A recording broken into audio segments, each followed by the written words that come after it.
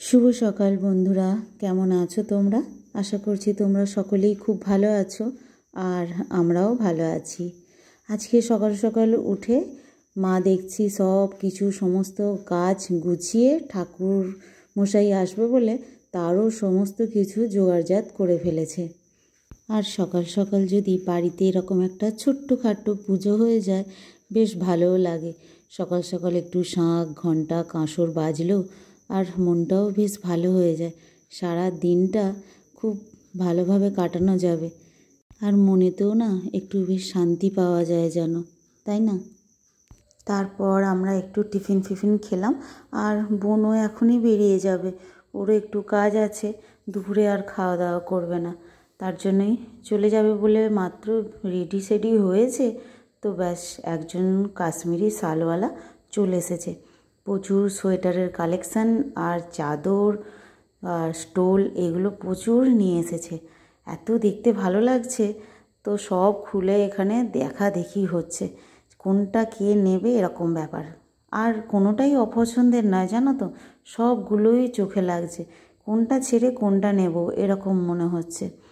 তো বোন তো অলরেডি যেগুলো নেবার সেগুলো নিয়েই নিয়েছে। আমি ওই সেই বাঁশবাগানের ডোমকানা বলে একটা বাংলা প্রবাদ আছে না, সেইরকম আমার হয়ে যায়। একসঙ্গে অনেক জিনিস দেখলেই আমি কীরকম কনফিউজ হয়ে যাই, কোনটা নেব এখনও ভাবতে পারিনি। আর সব কেনাকাটা করে বোন বেরিয়ে গেল আর আমিও কিছু কিনলাম, ও কিনলো আমি কিনবো না, তো সেইসব করে আর এবারে খাওয়া দাওয়া হবে, অনেকটাই বেলা হয়ে গেছে। আর আমরা মেয়েরা এইসব দামি জিনিস তো দূর কি বাদ, কোনো মেলায় গেলে ওই 30 টাকাগুলোর কাছে দেখেছো দোকানেগুলো একবারে ঝাঁপিয়ে পড়ে, একদম মনে হয় যেন ওদের ওই 30 টাকা দামি কোনো কিছু, ওই প্লেট বলো চা ছাঁকুনি বলো তারপর চামচে বলো নেই, এরম আমাদের যতই থাক তত দরকার। আর এরকম জিনিস দেখলে তো লোভনীয় একদম, সবগুলোই চোখে লাগছে, কোনটা নেব কোনটা নেব না এরকম একটা ব্যাপার। কিন্তু তাই দুটো একটা নিয়েছি পছন্দের জিনিস যেগুলো হয়েছে সেগুলো। আর বোন চলে গেল, মনটাও একটুখানি খারাপ, আমিও বিকালে চলে যাব, ব্যাস মা বাবা আবার একা থাকবে।